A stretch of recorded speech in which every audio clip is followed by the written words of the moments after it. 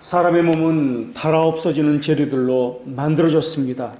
그래서 사람은 아무리 강한 몸을 가졌다 할지라도 돌이 아니라 진흙으로 지은 집에 불과합니다. 진흙으로 만들어진 벽들은 하루살이에 그리고 좀벌레 그 앞에서도 무너지고 벌레에 의해서도 쉽게 다 무너지곤 합니다. 심지어 그 집의 토대도 바위에 있지 아니하고 먼지 위에 그 토대를 쌓아 올렸습니다. 우리의 생명은 마치 등불 같아서 거센 바람에 의해서 꺼지기도 합니다. 또 등불이 외부에 의한 바람에 꺼지지 않는다 할지라도 등불 스스로 가지고 있는 그 기름이 언젠가는 다 떨어져서 결국에는 그 불은 꺼질 수밖에 없습니다.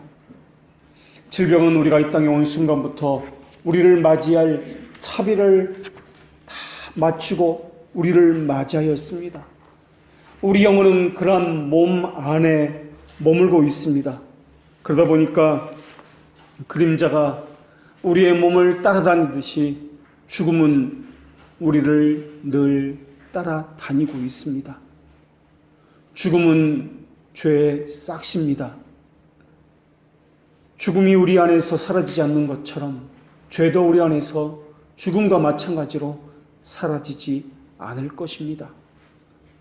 안타까운 것은 하나님께서는 우리 안에 있는 이 죽음을 제거해 주시지 않았다는 사실입니다. 우리가 아무리 하나님을 욕한다 할지라도 주님은 더럽혀질 수 없고, 우리가 아무리 하나님을 해치려 한다 할지라도 그러나 주님은 해함을 받지 않는 분이십니다. 그러나 주님은 그런 일을 행한 자를 벌하시는 분이시고, 벌할 때에도 죄를 짓는 자 스스로가 해를 받을 수 있도록 벌하시는 분이십니다. 우리는 이처럼 이 땅에 올 때에도 가장 무력한 존재로, 수많은 피조물 가운데 아무런 능력이 없는 존재로서 그렇게 이 땅에 태어났습니다. 어린 새들과 짐승들은 태어나자마자 무언가 자신을 위해서 할 수 있는 것처럼 걷기도 하고, 또한 소리를 내서 지저귀기도 하며 자신의 의사를 표현하기도 합니다. 그러나 사람은 태어날 때부터 자신을 위해서 할 수 있는 것은 아무것도 없습니다. 아이일 때는 먼 훗날 쓴 웃음을 지을 수밖에 없는 가련하고 하찮은 즐거움으로 시간을 그렇게 보내곤 합니다. 젊었을 때는 허탄한 것을 쫓아다니면서 시간을 낭비하곤 있습니다. 돌이켜보면 젊음의 꽃은 어느덧 시들고 꽃이 신속하게 떨어져 버렸다는 것을 나중에야 깨닫곤 합니다. 사람은 급합니다. 어리석습니다. 짧은 생각으로 가득 차서 험한 것들로 자기 자신을 즐겁게 할 수 있더라고 그렇게 여기고 있습니다. 어려움과 고통의 가시에 둘러싸여 있는데도, 또 두터운 구름 가운데 염려에 빠져 있는데도 불구하고 사람은 자기 스스로 무언가를 할 수 있는 것처럼 그렇게 생각을 합니다. 그곳에서 더 큰 쓰라림을 발견하곤 합니다. 노년이 오면 연약함과 슬픔은 계속 이어집니다. 그리고 어느새 무덤의 문턱에 다가왔다는 것을 깨닫곤 합니다. 죽음은 어떤 사람은 유년 시간에 그를 찾아가고, 또 어떤 사람은 왕성한 활동을 하는 시간에 그를 찾아가서 데려가곤 합니다. 또 어떤 사람은 열매를 맺으려고 할 때 죽음이 찾아가서 그를 데려가려고 하고, 또 어떤 사람은 노년에 데려가나 부끄러움과 수많은 고통과 질병 가운데서 그 사람을 데려갑니다. 모든 사람은 이때 또는 저때 죽음이 데려갑니다. 그 누구도 그렇게 죽음에서 자유로울 수 없듯이 그 누구도 죄에서 자유로울 수 없는 것이 우리 인간의 모습입니다. 그렇다면 죄에서 자유로울 수 없는 것이 인간이라면, 죄의 싹신 죽음에 거하는 것이 우리의 모습이라면 과연 우리는 신자라고 불릴 수 있느냐 하는 것입니다. 물론 말씀을 들으니까 신앙을 가진 것처럼 보일 수 있습니다. 그러나 제자들 가운데서도 예수님을 따라다니는 사람들 가운데에서도 실제로는 불신을 드러내는 사람들이 너무나 많이 있었다는 것을 성경을 통해서 우리는 확인할 수 있습니다. 그렇다면 오늘 본문의 말씀에 우리 육신에는 선한 것이 거하지 않는다라고 말씀하고 있는데, 그런데도 불구하고 우리는 신자라고 불릴 수 있느냐 하는 것입니다. 선한 것이 하나도 없는데 신자가 될 수 있느냐 하는 것입니다. 하나님을 올바로 아는 지식이 없다면 미신이고 우상 숭배라고 이야기합니다. 그렇다면 도대체 얼만큼 알아야 우상 숭배가 아니고 미신에 빠지지 않을 수 있단 말입니까? 얼만큼 하나님을 존귀해야만 하나님의 영광이 드러나는 것이며 얼만큼 해야만 하나님의 영광을 가릴 수 있는 것입니까? 얼만큼 높여야 하나님의 이름이 영화롭게 되는 것이고 얼만큼 바르게 해야 참되게 하나님만을 섬길 수 있는 것입니까? 선한 것이 하나도 없는데, 죽음과 죄 외에는 우리 안에 가진 것이 없는데, 그러고도 신실한 신자라고, 거룩한 신자라고 불릴 수 있는 것입니까? 참된 신자는 예수 그리스도의 얼굴에 있는 하나님의 영광을 아는 빛의 광채를 가지고 있습니다. 그리고 그 사람의 영혼과 마음은 하나님의 영광의 빛으로 가득 차 있습니다. 거기다가 참된 신자는 이 세상의 모든 것으로부터 영원히 분리되어 하나님 얼굴에서 비추는 빛을 보면서 거기서만 위로와 행복을 얻고 또한 하나님 안에서만 소망을 얻으려고 애쓰고 있습니다. 하나님의 얼굴에서 비치는 빛을 즐거워하고 하나님을 두려워하며 하나님에게서만 행복을 얻으려고 그렇게 소망하고 그분의 목소리를 청종하려고 노력하고 있습니다. 그런데 하나님은 우리의 공이라고 불리시는 분이십니다. 그분의 공의 앞에 서면은 그 수많은 노력과 자랑과 그 소망이 무슨 소용이 있단 말입니까? 성경에서는 분명히 말씀하고 있습니다. 하나님 한 분 외에는 선한 분이 없느니라. 마찬가지로 하나님만이 절대적인 선함이라는 존귀를 가지고 있다라는 것입니다. 그리고 그 선함에 비추어 보면은 모든 존재하는 것은 악한 것 외에는 없다라는 것입니다. 사람은 악합니다. 스스로 교만합니다. 부분을 전체인 양 생각하고 질서의 한계를 뛰어넘어서 자기 기분과 감정에 따라서 파당을 짓고 공모하기를 좋아합니다. 좋게 사용하라고 주신 것을 함부로 사용하고 금지된 것을 바라고 본성에 어긋나는 것을 좋아하고 바르게 사용해야 할 것을 어긋나게 잘못 사용하고 있습니다. 그러면서도 사람들은 자신은 교회를 다니기 때문에 신자라고 이야기합니다. 거룩한 것이 전혀 없는데도 그들은 거룩하다고 이야기하며 자신은 하나님을 사랑한다고 생각합니다. 사랑하지 않는다는 생각은 추호도 해본 적이 없는 것처럼 말입니다.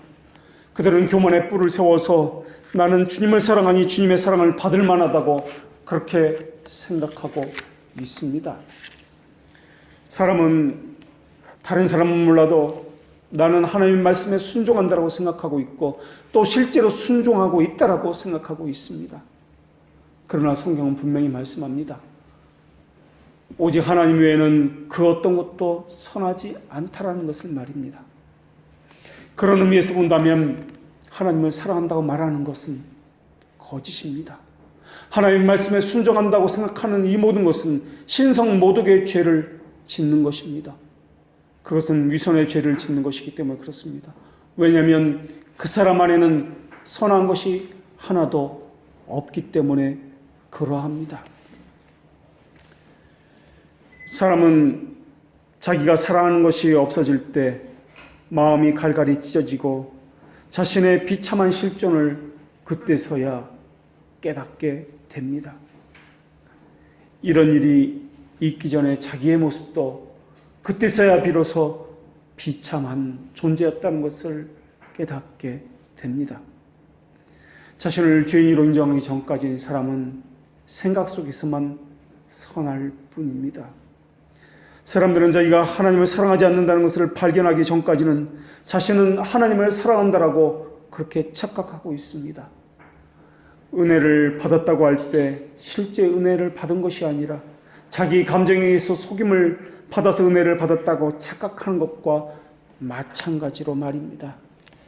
사람은 선함의 실체를 가지고 있지 않습니다. 오늘 본문에서도 육신의 선한 것이 거하지 아니하는 줄 아노니라고 바울은 고백하고 있습니다.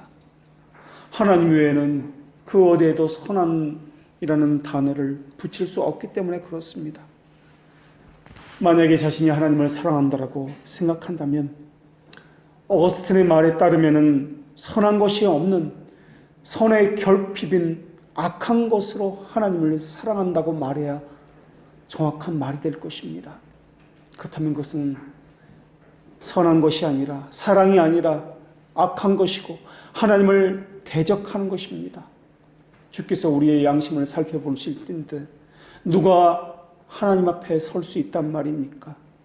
만약 자신이 하나님 말씀에 순종한다고 생각한다면 그것은 선이 아니라 선이라고 속이고 있는 악으로 가득 찬 하나님을 향한 대적일 것입니다. 우리는 스스로 교만하다는 수많은 증거와 악하다는 증거들을 몸에 지니고 살고 있습니다. 괴로워하며 질투하고 있고 뉘우치기도 하나 다시 노하며 시기하고 탐욕을 부립니다. 이것이 우리의 모습입니다. 도대체 믿음은 무엇이란 말입니까? 내가 믿는 믿음은 무엇이란 말입니까? 내가 믿으려 하나 믿지 못하는 것이 믿음입니까? 오늘 본문을 믿음과 연관지어서 본다면 이렇게 바꾸어 볼 수도 있을 것입니다. 내 육신에는 믿음이 전혀 거하지 아니하는 줄을 아노니 원함은 내게 있으나 믿음이 내게는 전혀 없노라. 도대체 성경에서 말씀하시는 선함이라는 것과 믿음이라는 것은 무엇을 말씀하고 있는 것입니까? 사람들은 믿는다는 말을 내가 얼마나 믿는가, 내가 얼마나 사랑하는가, 내가 얼마나 순종하는가로 생각합니다. 그러나 성경은 그렇게 말씀하지 않습니다. 믿음은 내게서 생겨나는 것이 아니라 주어지는 것이기 때문에 그렇습니다. 그래서 그것을 선물이다 라고 이야기합니다. 그리고 성경에 보면은 믿는 사람을 그리스도의 군사다라고 표현하고 있습니다. 군사라는 말은 누군가의 대적이라는 말입니다. 군사라는 말은 싸운다는 것을 전제로 하고 그 대적과 견제하고 싸우고 경계하는 것을 전제로 하는 말입니다. 대적이 있다는 말이며 또한 누군가의 명령을 받아서 그 대적과 싸우며 살아야 한다는 말입니다.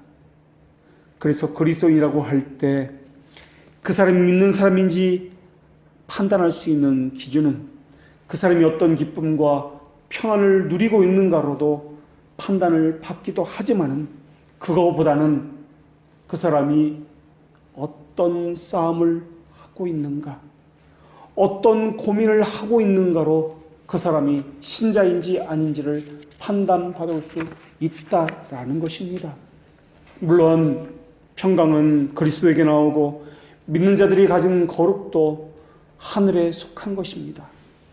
그러나 평강은 믿음이 주는 혜택과 결과이지 믿음 자체는 아니다라는 것입니다. 그렇다면 믿는다는 것은 무슨 말일까요? 신자는 어떤 사람을 신자라고 이야기할까요? 믿는다는 것은 대적과 싸우는 사람이라는 말입니다. 신자는 그래서 싸우는 사람입니다. 이것은 마음속 깊은 곳에서 벌어지는 전쟁을 이야기합니다. 그리고 이 싸움은 우리가 죽을 때까지 끝나지 않는 괴로운 싸움이 될 것입니다. 믿는다는 말은 무엇이 되었다는 말이 아닙니다. 이 땅에서의 믿음은 완성이 아니라 과정을 이야기하기 때문에 그렇습니다. 이 땅에서 완성된 사람을 단 한 명도 없습니다. 신자는 과정 가운데 있는 사람을 이야기합니다. 주님이 뜻하신다면 우리 가운데 많은 사람들은 주님의 식탁에 앉기를 기대할 것입니다. 그러나 그 전에 우리는 주님 앞에서 대답을 해야 할 것입니다. 나는 주께 피한 사람입니까? 아니면 주님께 나아가지 않은 사람입니까? 청교도였던 맥체인이라는 사람은 그 질문에 대해서 이렇게 고민했습니다. 내가 알고 싶은 한 가지, 이것이 자꾸 내 마음을 괴롭히는구나. 나는 주님을 사랑하는가, 사랑하지 않는가? 나는 주님의 것인가, 주님의 것이 아닌가? 여러분은 이 질문에 대해서 무엇이라고 고백하시겠습니까? 그래서 오늘은 신자는 과연 어떤 사람인가? 라는 것을 가지고 나누도록 하겠습니다. 첫 번째로 믿는 사람은 신자는 하나님의 법을 원하는 사람입니다. 오늘 본문에는 내가 원하는 바 선이라고 분명히 말씀하고 있습니다. 내가 행하는 바 선이라고는 말씀하지 않았습니다. 원하는 바 선이다 라고 하셨습니다. 이것은 자신의 타락한 본성이 원하는 선이 아니라 성령께서 원하시는 원함입니다. 그래서 신자는 행하는 사람이라보다는 원하는 사람입니다. 원하는 것의 주체는 성령께서 다스린다는 증거를 나타내는 것입니다.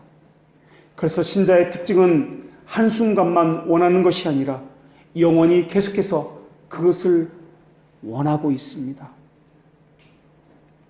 바울은 오늘 본문을 통해서 자기 자신 안에 선을 행하고자 하는 열망이 있음을 고백하고 있습니다. 그러나 실제로 선을 행하지 않는다는 점에서 너무나 고통스러워하고 있습니다. 선한 것을 좋아하면서도 행하지 못하고 있는 나, 아직도 그것을 원하고 있지만은 그것을 행하지 못하는 나, 나는 도대체 어떤 나입니까? 신자는 선한 것을 기꺼이 행하려는 마음은 가지고 있습니다. 그러나 실제로 행하느냐는 또 다른 문제입니다. 바울은 마음은 있지만 그것을 행하지 못하는 자신에 대해서 고뇌를 토로하고 있습니다. 잘하고 싶습니다. 그런데 그렇게 하지 못하고 있습니다. 이를 어찌한단 말입니까? 거룩한 신자를 할지라도 근본적으로 악하기 때문에 그렇습니다. 중생되었고 성악 가운데 있는 사람이라 할지라도 육신의 소욕에 지배되어 온 타성이 있기 때문에 그렇습니다. 더군다나 우리는 선을 행함에 있어서 너무나 의지적으로 약합니다. 아니, 전적으로 무능합니다. 19절에서도 바울은 자신이 원하는 선은 행치 아니하고 도리어 원치 않는 악을 행하는 모습을 재차 토로하고 있습니다. 15절에서도 이것을 반복했는데 19절에서도 이것을 반복하고 있고 또 21절에서도 이것을 반복하고 있습니다. 계속해서 거듭거듭 반복하고 있습니다. 신자라면 우리의 생각으로는 선을 행하는 사람이어야 합니다. 그러나 성경은 선을 행하는 사람이 아니라 원하는 사람이다. 그것 때문에 고뇌하는 사람이다 라고 오늘 본문은 그렇게 말씀하고 있습니다. 헬라 세상에서 악이라는 것은 완전함이 결핍된 것, 결여된 것을 악이라고 이야기합니다. 그래서 완전하지 못한 것을 모두 죄라고 이야기합니다. 인간은 어떻습니까? 완전할 수 있습니까? 선을 행한다 할지라도 그 안에는 모순이 있으며 죄가 뒤섞여 있을 것입니다. 그것은 선이 아니라 악입니다. 하나님을 향해서 예배하고 봉사를 한다 할지라도 거기에는 악이 뒤섞이기 때문에 이것은 선이 아니라 악일 것입니다. 거기다 타락한 인간의 본성은 자기 스스로 하나님과 자기를 분리시켜 놓았습니다. 그래서 사람은 악을 향해 달려가는 의지 외에는 없습니다. 결국 자기의 힘으로 할 수 있는 모든 것은 그 희망은 다 좌절되었습니다. 그런데 의지가 무너져서 아무것도 행할 수 없어도 바울은 분명하게 속사람으로는 하나님의 법을 즐거워한다라고 말씀하고 있습니다. 옛 의지와 새로운 의지, 육의 의지와 영의 의지, 이것들이 서로 싸워서 영혼을 찢어놓고 있습니다. 그 사이를 갈라놓고 있습니다. 고통스럽게 만들고 있습니다. 신자는 고통과 고민과 고뇌 가운데 있는 사람을 신자라고 이야기합니다. 또 이 말은 이전에는 우리가 그리스도께 나오기 전에는 하나님의 법을 싫어했다라는 말입니다. 그때는 지성과 감정과 의지가 하나가 되어서 하나님의 법에 반기를 들었다라는 것입니다. 그것의 증거가 인터넷 세상에서 이유도 없이 하나님에 대해서 반기를 들고 악한 말들을 토해내는 것과 같은 것입니다. 그들은 감정 자체가 하나님을 대적하는 것으로 가득 차 있기 때문에 그렇습니다. 그래서 말씀 배우는 것이 싫습니다. 하나님의 말씀이 있는 곳에서는 지겹고 불편하고 피하고 싶습니다. 육신의 생각은 하나님의 생각과 원수가 되기 때문에 그러합니다. 세상 사람들은 하나님의 법이 순수하기 때문에 싫어합니다. 대적들은 주의 말씀을 잃어버린 자이기 때문에 주의 말씀이 내게 다가오는 것을 싫어합니다. 그러나 중생한 사람은 회심에게 내적인 각성이 있습니다. 의지가 쇠사슬에 묶여 있지만은 쇠사슬을 풀고 자유인이 되고자 하는 소망을 늘 가지고 있습니다. 의지가 왜곡되어서 탐욕이 생겼고 잘못된 습관을 방치하였기 때문에 몸에 밴 필연이 생겼지만은 이것을 되돌려 놓으려는 원함이 있다라는 것입니다. 그래서 그들은 이 사망의 잠에서 누가 나를 깨워줄꼬라고 고민을 합니다. 중생한 사람은 주의 말씀이 심히 순수함으로 주의 종이 이를 사랑하나이다 라고 고백합니다. 율법은 모든 죄와 더러움을 한없이 반대하고 있습니다. 율법의 한 줄 한 줄이 모든 죄를 혐오한다라고 반대한다라고 말씀하고 있습니다. 그런데 육신에 속한 사람은 죄가 본성적으로 너무 좋습니다. 그런데 율법이 그 죄를 지적하니까 그래서 하나님의 말씀이 본성적으로 싫은 것입니다. 자기가 좋아하는 것을 하나님의 말씀이 모조리 반대하니까 본성적으로 피하는 것입니다. 그래서 말씀이 있는 곳, 그것도 순전하고 순수한 말씀이 있는 곳은 더더욱 가기 싫은 것입니다. 모기가 본성적으로 빛이 싫어서 어둠 속에서 살아가는 것처럼 박쥐가 빛이 싫어서 빛을 피해서 날아가면서 이곳에서도 저곳에도 환영받지 못하고 그렇게 자기 필요에 의해서 왔다 갔다 하는 것처럼 회심하지 않은 사람은 율법의 순수한 빛이 싫어서 율법의 빛을 피해서 그렇게 달아나는 것입니다. 그들은 자신의 양심이 드러나는 것을 싫어합니다. 더러운 양심이 책망받는 것을 싫어합니다. 그러나 신자는 그러지 않습니다. 신자의 양심은 순수하기 때문에 그렇습니다. 이때 순수하다는 말은 깨끗하다는 말이 아니라 이중적이지 아니하고 단일하다는 의미입니다. 다시 말하면 인정한다는 말입니다. 마치 세리가 나는 죄인으로서이다 하듯이 자신을 다 열어놓고 자신의 죄됨을 하나님 앞에서 인정한다는 말입니다. 남이 나를 어떻게 볼까 생각하지 않습니다. 그저 나는 죄인이라는 이름 외에는 없습니다. 하나님 앞에서도 그러하며 교회 앞에서도 그러하며 사람들 앞에서도 그러합니다. 죄인은 죄들의 용서 외에는 그 무엇도 누구도 관심이 없습니다. 신자의 이름은 죄인이라는 이름을 가지고 살기 때문에 그렇습니다. 어떤 사람을 비난하고 비판하고 판단한다면 나는 죄인이 아니라는 생각에서 나오는 것들입니다. 나는 완전한데, 나는 다른 사람에게 높임을 받고 싶은데, 나는 내 이름이 땅에 떨어지는 것이 싫은데, 나는 내 이름이 다른 사람에 의해서 높임을 받아야 마땅한데 라는 생각에서 나오는 것이 다른 사람을 낮추고 다른 사람을 비난하고 비판하는 것으로 나오는 것입니다. 그래서 사람들은 자신을 죄인이라고 말하는 것을 싫어합니다. 죄를 책망하는 소리를 듣기 싫어합니다. 그들은 교회에 들어왔을 때에도 예수 그리스도의 이름으로 들어온 자들이 아니라 다른 데로 넘어온 자들이기 때문에 그렇습니다. 그래서 그들은 목자의 음성을 듣지 않습니다. 도리어 타인의 말을 듣고 타인의 음성을 쫓아서 따라갑니다. 세상 사람은 하나님의 지혜와 선하심의 그 높이와 깊이와 넓이를 싫어합니다.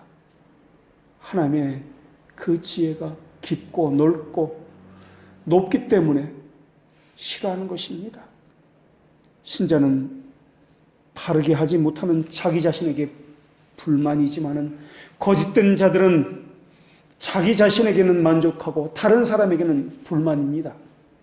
신자는 자기 자신에게는 다른 내가 되기를 원하고 있지만은 거짓된 자들은 다른 사람에게 다른 사람이 되기를 원하고 그것을 요구하고 있습니다.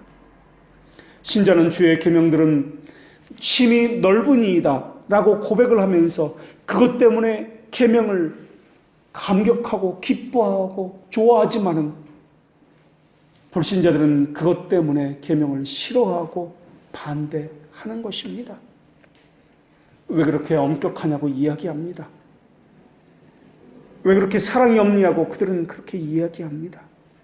회심하지 않은 사람은 그 엄격함 때문에 하나님의 법과 다툽니다.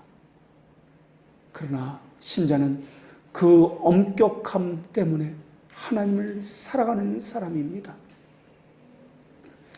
율법이 사람들의 마음 깊은 곳에 들어가서 거기 교묘하게 자리 잡은 죄와 정욕을 끄집어내고 있습니다.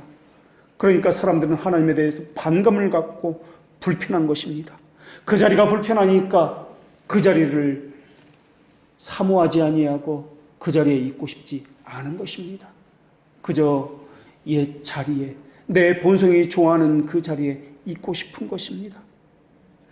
자기도 막을 수 없는 가장 은밀한 생각과 욕구까지도 그 율법이 정죄하니까 그래서 율법에 반기를 드는 것입니다. 그리고 율법은 한순간만 자신을 책망하는 것이 아니라 영원히 지속적으로 자신을 책망하고 자신의 죄를 드러나기 때문에 더더욱 싫은 것입니다. 천지가 없어질지라도 율법은 일액도 없어지지 않을 것이기 때문에 세상 사람들은 율법을 싫어합니다. 그래서 율법을 왜곡하고 달라지게 하고 그 벽을 낮추려고 하는 것입니다. 그것을 본성적으로 그들이 좋아하기 때문에 그렇습니다. 그래서 어떻게든 그들은 교회의 문턱을 낮추어서 수많은 사람들이 오도록 그렇게 하고 있는 것입니다. 그리고 그것에는 불신자들로 가득 채워지며 그들은 명목사로는 그리스도라는 이름을 가지고 그렇게 거짓된 모습으로 살고 있는 것입니다. 율법은 하나님처럼 불변합니다.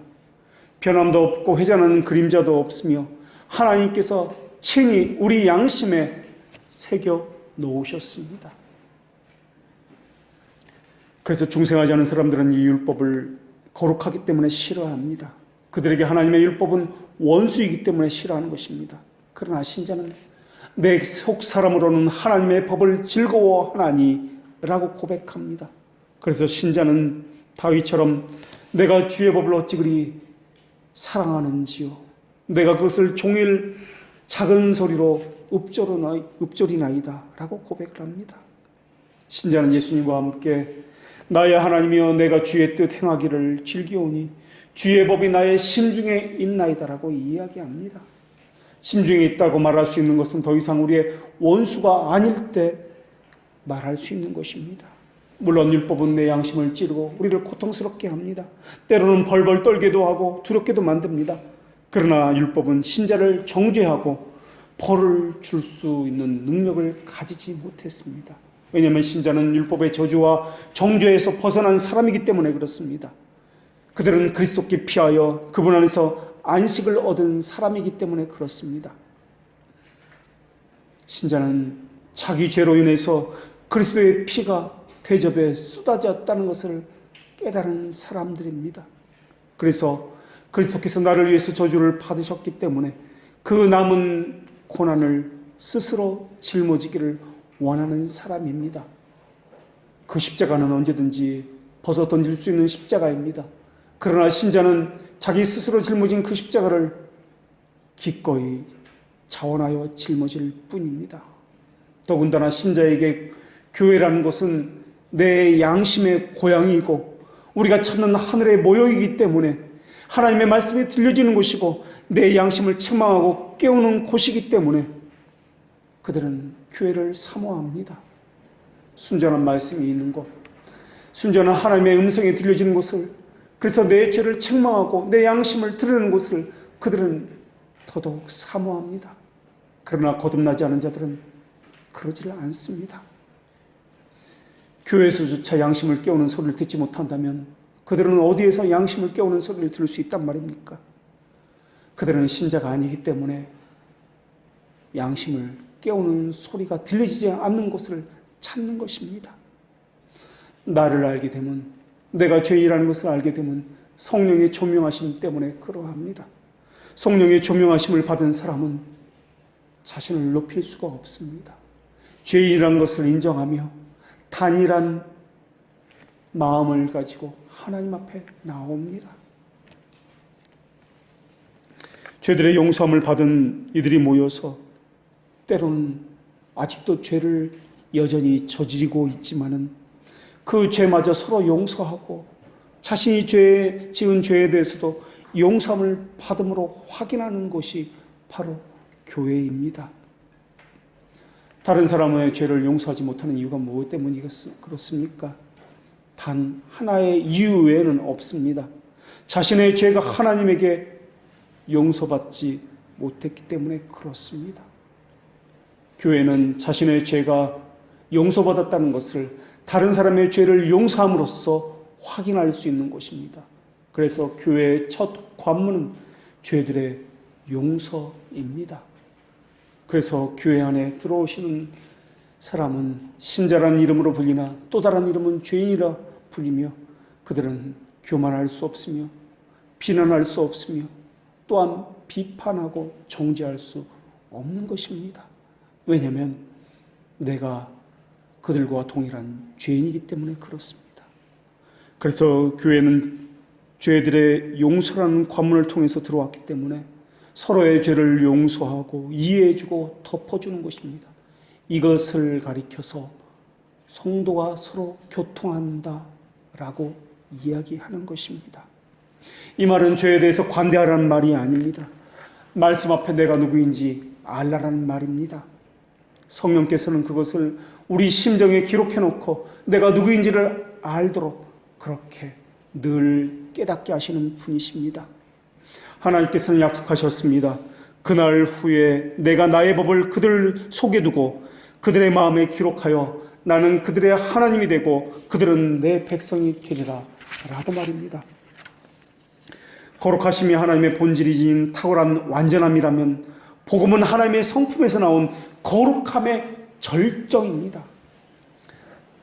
하나님은 죄인 우리에게 하나님의 거룩함 그 옷을 입혀 주셨습니다. 그 옷은 복음이라는 옷입니다.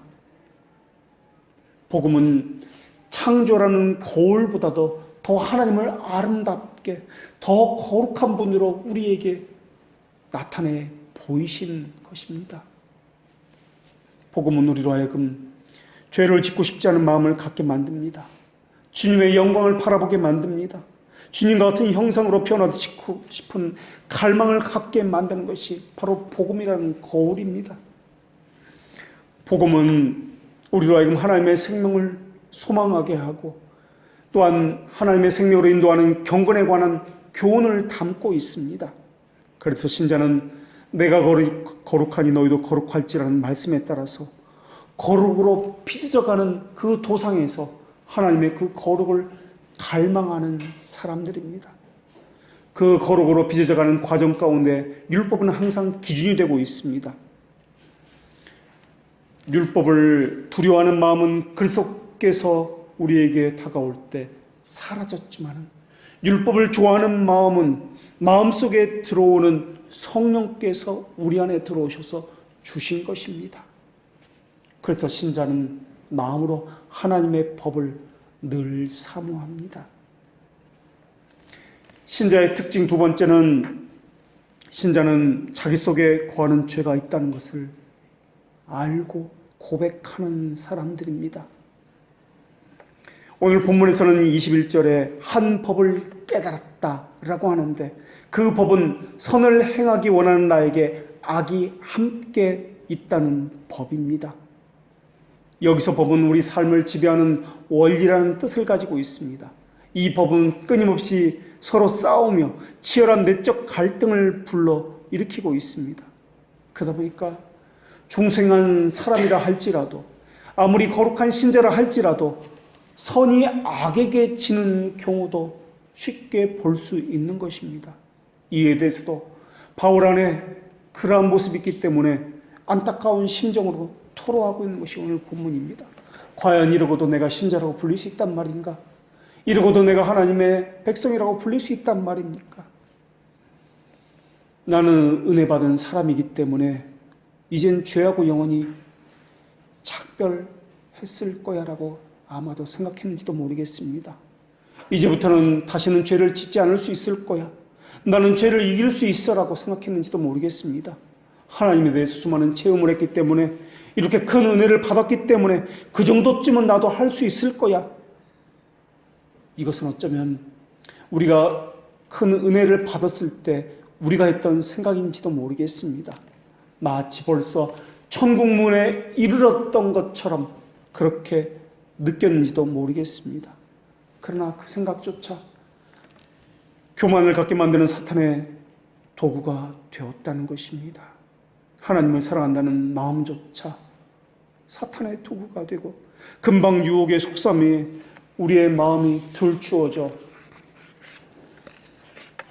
사탄의 도구로서 사용되었다라는 것입니다.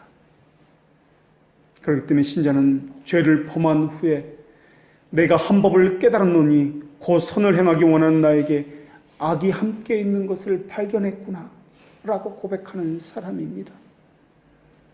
그런데 나를 괴롭히는 이 법은 하나님의 법이 아닙니다. 하나님과 그 대치되는 또 다른 법입니다. 이것은 죄의 법이고 사망의 법입니다. 이 법은 성령을 거스리는 육체의 소욕입니다. 썩어져가는 것을 쫓아가는 옛사람의 법입니다. 조금만 주의를 기울이지 않으면 이 샘에서 나는 물을 우리는 마실 수 있습니다. 본성적인 육체가 원하기 때문에 그렇습니다. 또 이 법이 행하는 것은 성령의 법과 무수히 싸움을 걸어오는 것 외에는 없습니다. 이 법은 가만히 쉬지 않습니다. 싸우고 또 싸웁니다. 지치는 법이 없습니다. 그래서 우리 심정에는 평화가 없습니다. 하나님이 주시는 법은 우리를 평화롭게 하지만은 이 법은 우리를 죽음과 고통으로 몰아넣습니다. 육체의 소욕은 성령을 거스리고 성령은 육체를 거스리나니 이 둘이 서로 대적함으로써 너희가 원하는 것을 하지 못하게 하려 함이니라 라고 이야기했습니다. 여러분은 이 싸움을 경험하고 계십니까? 그렇다면 그것은 하나님의 자녀라는 뚜렷한 표시를 가졌다는 증거입니다. 이것은 갈등과 고민을 말하는 것이 아니라 마음속에 계신 하나님의 영과 옛사람의 행실 간의 싸움을 말하고 있는 것입니다. 만약에 이 싸움에 시달려서 탄식하는 사람이 있다면 그것으로 겸손해지는 법을 배우십시오. 더더욱 하나님 앞에서 내가 죄인이라는 것을 인정하는 법을 배우십시오. 그리고 자기를 부인하는 법을 배우시고 죄를 죽이는 법을 배우십시오. 사도 바울은 매일 자신을 십자가에 못 박는다고 했습니다. 어쩌다 한 번이 아니라 날마다 매일이라고 그렇게 이야기했습니다. 십자가에 못 박는다는 것은 피를 흘리는 일입니다. 고통스러운 일입니다. 티나 주름 잡힌 것이 없는 주님의 소유물이 되도록 그렇게 철저하게 자기를 십자가에 못 박으십시오. 더 이상 죄에 대해서 슬퍼하는 일이 없도록 기도하십시오. 죄들의 용서함을 받고도 여전히 죄를 가지고 있다는 것은 얼마나 큰 죄입니까? 그런데도 우리는 더 슬퍼해야 하건만 슬퍼하지 않습니다. 오히려 슬퍼하지 말아야 할 것을 슬퍼하고 있습니다. 우리는 도대체 어떻게 해야 합니까? 그렇기 때문에 더더욱 예수 그리스도를 의지해야 한다는 것은 알고 있는데, 그러면 어떻게 해야 하는 것입니까? 예수님은 우리가 처음 믿을 때만 필요한 것이 아니라 우리가 이 땅에 거하는 모든 순간 필요한 분입니다. 죄인이라고 깨닫는 것은 늘 있어야 합니다. 마찬가지로 예수님이 필요하다는 것도 늘 있어야 합니다. 그 깨달음을 잊어버리면은 늘 우리 안에서는 본성이 우리의 의지를 잡아먹고 죄를 향해서 달려가게 만듭니다. 내가 죄인이라는 것을 깨닫고 인식하기 위해서는 그렇다면 어떻게 해야 합니까? 하나님의 율법을 늘 듣고 가까이 해야 합니다. 하나님의 말씀 우리 안에 있는 교모에게 숨겨진 죄를 드러내고 죄를 죄라고 인식하도록 그렇게 만들고 있습니다. 그때 우리는 상처받을 것입니다. 그때 우리는 피를 흘릴 것이며 우리는 고통 가운데서 신음할지도 모르겠습니다. 그러나 그것이 십자가에 우리 정욕을 못 박는 것입니다. 그때 우리가 숨어야 하고 피할 곳은 오직 예수 그리스도 외에는 없다는 것을 알게 될 것입니다. 그분만이 우리 안에 있는 죄를 이길 수 있기 때문에 그렇습니다. 그러니 죄를 짓는다고, 죄에게 넘어져 실패한다고 낙심하지 마십시오. 여러분보다 더 상황이 안 좋은 사람, 질이 안 좋은 사람도 주님 앞에 구원을 받았습니다. 심지어 죽을 때까지 죄 가운데서 죄를 먹고 마셨던 사람조차 십자가의 형벌을 받아 죽으면서까지 그는 그런데도 불구하고 구원을 받았음을 우리가 알고 있습니다. 참다운 행복이라는 것은 주님으로부터 오는, 주님을 향한, 주님을 위한 기쁨 외에는 없습니다. 하나님의 율법은 우리의 양심과 성경에 분명하게 기록되어 있습니다. 누구나 거기서 하나님의 요구를 들을 수 있습니다. 다른 곳에서는 어떤 기쁨도 얻을 수 없다는 말씀입니다. 우리는 우리의 생각과 말과 행실이 율법에 어긋나지 않기를 진심으로 원하고 있습니다. 거기다가 온 세상이 이 순수하고 거룩한 율법에 복종하는 것을 우리는 진심으로 원하고 있습니다. 온 세상이 거룩한 행복을 안다면 얼마나 좋을까요? 온 세상이 한 식구처럼 거룩한 순결한 그 복음 앞에서 즐거이 따른다면 얼마나 좋을까요? 그런데 이것을 다른 사람을 보는 것으로 활용하지 마시고 자기 자신을 보는 것으로 활용해 보십시오. 여러분은 하나님의 법을 즐거워한다고 할 수 있습니까? 여러분은 하나님의 법을 싫어했던 때는 기억하고 계십니까? 이제는 정말 하나님의 법을 좋아하고 가까이 하고 있습니까? 여러분은 하나님이 거룩하신 것처럼 여러분도 하나님의 법을 온전히 따라서 살 날을 원하고 그렇게 기다리고 있습니까? 여러분은 어떤 목적으로 하나님 앞에 예배하십니까? 오직 주님만을 구하기 원한다는 목적으로, 주님만을 위한다는 목적으로 예배합니까? 아니면 혹시 순전한 말씀, 좋은 말씀을 듣기 위해서 예배하는 것은 아닙니까? 혹시 마음의 평안을 얻기 위해서는 아닙니까? 혹시 기쁨과 행복을 얻기 위해서, 아니면 습관적으로 시간이 되었기 때문에 나온 것은 아닙니까? 그리스도께서는 거룩한 율법을 여러분의 마음에 기록해 놓으셨습니다. 그 율법은 여러분을 늘 정죄할 것입니다. 정죄한다는 것은 양심이 찔린다는 것이고 죄가 있다는 것을 전제로 하는 말입니다. 어떤 비열함이나 어떤 사악함에도 침해당하지 않는 주님께서는 어찌 악한 자와 함께 하실 수 있단 말입니까? 그들의 죄를 어떻게, 그들이 드린 예배를 어떻게 받으실 수 있단 말입니까? 여러분은 주님이 명하시는 모든 것을 따르고 있습니까? 여러분은 순전하고 흠도 점도 없는 여러분 자신을 하나님께 드려 예배하고 있습니까? 그렇지 않다면 우리는 이렇게 말할 수밖에 없을 것입니다. 내가 한 법을 깨달았노니 그 선을 행하기 원하는 나에게 악이 함께 있는 것이로다. 오라, 나는 공고한 자로다.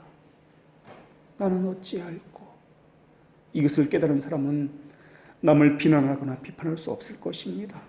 내 안에는 더 큰 죄가 도사리고 있기 때문에 그렇습니다. 다른 사람을 비판한다는 것은 나는 온전한데 저 사람은 문제가 있다는 인식을 가졌기 때문에 그렇습니다. 인터넷상에서 떠도는 댓글의 글귀를 보십시오. 온통 나는 온전한데 저 사람은 문제가 있다라는 글귀들입니다. 최소한 나도 죄는 있기는 한데 저 사람보다는 죄가 덜하다. 저 사람은 나보다 죄가 더 많다라는 생각 때문에 그렇게 하는 것입니다. 그런 생각을 한 사람은 누구입니까? 성경에 나오는 바리새인의 생각 아닙니까? 예수님 앞에 용납된 죄인은 그런 생각조차 품지를 못했습니다. 나는 죄인이로소이다. 고개도 들지 못하고 가슴을 치면서 멀리서 그저 눈물만 흘릴 뿐이었습니다. 자신의 죄에 대해서 애통하는 것, 힘겨워하는 것, 나의 구원이 어디서 올까 고통스러워하는 것, 이것이 신자의 모습입니다. 그러나 인간의 심정은 거짓과 외식으로 장식되어 있기 때문에 빈번하게 자신을 속이고 있습니다. 자신은 의롭다라고 생각합니다. 이 정도면 됐다라고 생각합니다. 그래서 다른 사람을 비난하고 판결하는 것입니다. 그런데 여러분은 죄가 주는 즐거움을 이미 누릴 만큼 누리지 않았습니까? 그런 예수님 앞에 약속한 것을 달라고 강구해야 되는 것 아닙니까? 예수님이 우리에게 약속한 것이 무엇입니까? 죄들의 용서에 대한 약속 아닙니까? 그것이 복음 아닙니까? 그 복음 앞에 나온 것이 우리 아닙니까? 복음은 믿기 시작할 때만 필요한 것이 아니지 않습니까? 불의를 행하는 자는 그대로 불의를 행하고 더러운 자는 그대로 더럽습니다. 그 복음 앞에 나와서 죄들의 용서에 대한 약속과 회개의 촉구를 들어보십시오. 죽기 전에 와서 새 마음을 얻으십시오. 회개의 삶은 어느 한순간 나를 잡아서 붙잡는 것이 아닙니다. 날마다 자기 양심 안에서 해야 하는 일입니다. 사탄은 그리스도를 바라볼 때마다 소망을 위한 완전한 근거를 구비하여 나오라고 우리에게 날마다 이야기하고 있습니다. 사탄은 우리가 복을 받을 만한 자격을 갖지 못했기 때문에 우리의 무가치함을 강조하면서 너는 복을 받을 자격이 없다라고, 복을 받을 자격을 갖추고 나오라고 우리를 동요시키고 우리를 주저앉으려고 그렇게 하고 있습니다. 그러나 우리 주님께서 언제 우리에게 복을 받을 자격이 있다라고 말씀하셨느냐 하는 것입니다. 죄인이기 때문에 우리가 그분으로부터 분리되어 있다는 전제 자체가 잘못되었다는 것입니다. 그분과 우리가 하나가 된다는 것은 우리의 죄가 없어졌다는 말은 아닙니다. 죄가 없어야 주님 앞에 나올 수 있다는 말이 아닙니다. 죄가 가리움을 받았다라는 것입니다. 습관과 관습의 폭력으로 하나님의 말씀을 왜곡해서는 안 될 것입니다.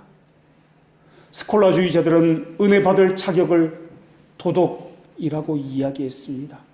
윤리도덕적으로 뛰어난 사람만이 교인이 될 수 있고 은혜 받을 수 있고 복 받을 수 있다라고 그들은 이야기합니다. 그러나 기억하십시오.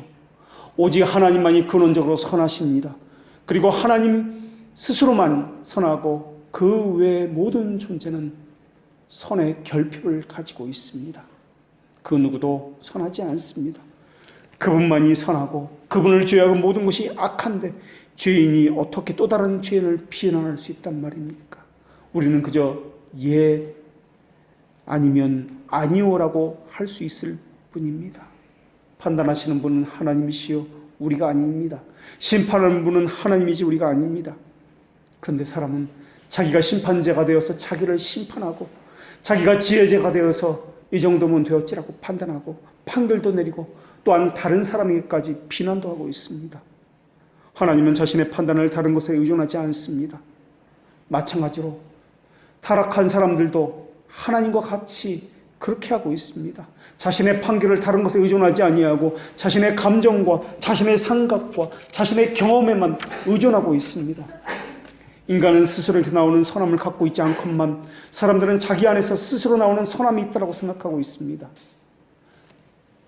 순결하고 완전한 선하심은 오직 하나님만이 지는 왕의 특권입니다. 거기서 통치가 나오고 다스림이 나옵니다. 그런데 우리는 선함이 내게도 있기 때문에 선함을 가지고 통치를 하려고 하고 다른 사람에게 나의 생각을 주입시켜서 영향력을 끼치려 하고 있습니다.